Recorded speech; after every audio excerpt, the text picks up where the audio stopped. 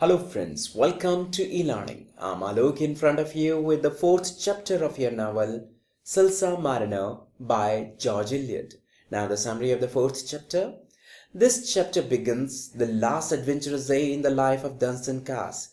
इस चैप्टर की शुरुआत होती है डंस्टन के लास्ट एडवेंचरस के साथ on his way to auction of wildfires.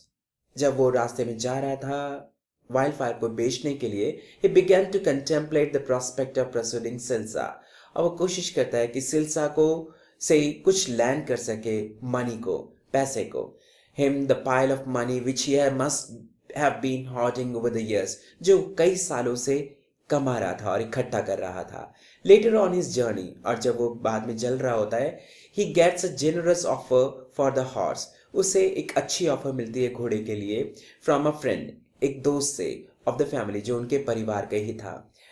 and says that he will return later to make the deal कि वो बाद में डील पूरी करने के बाद उसे रिटर्न कर देगा inside his mind Dunstan thinks और अपने दिमाग में डंसन सोचता है that he could also win even more money कि वो और ज़्यादा पैसा भी कमा सकता है by entering a hunt एक हंट में शामिल होकर with dogs कुत्तों के साथ जिसमें शामिल होना था sitting his own usual good luck और ये अक्सर उसका गुड लक हो सकता था अनफॉर्चुनेटली ट्रेजेडी स्ट्राइक्स लेकिन उसके साथ एक ट्रेजेडी होती है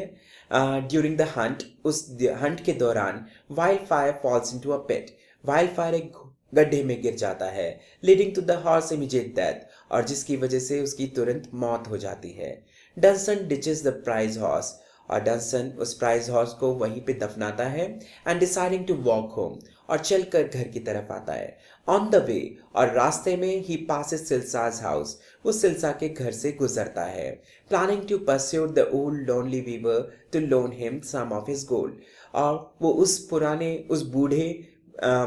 वीवर से चाहता है कि वो उसे अपना कुछ सोना उधार दे दे When डंसन नॉक्स और जब डंसन नॉक करता है ही नोटिस वो ये नोटिस करता है that no one is home घर के अंदर कोई भी नहीं होता है and soon invites himself in और वो जल्दी ही अंदर चला जाता है Suddenly he realized that nothing is preventing him from just stealing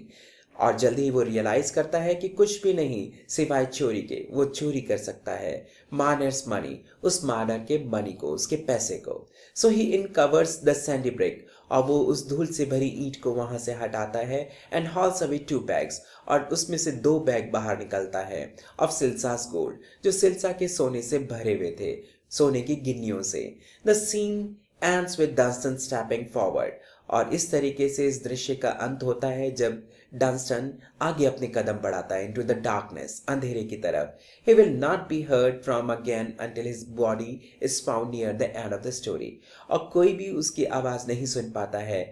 जब तक कि स्टोरी का एंड नहीं होता This was a summary of the 4th chapter of your novel Silsa Mariner by George Eliot. If you like this video, press the like button and subscribe the channel. Thank you.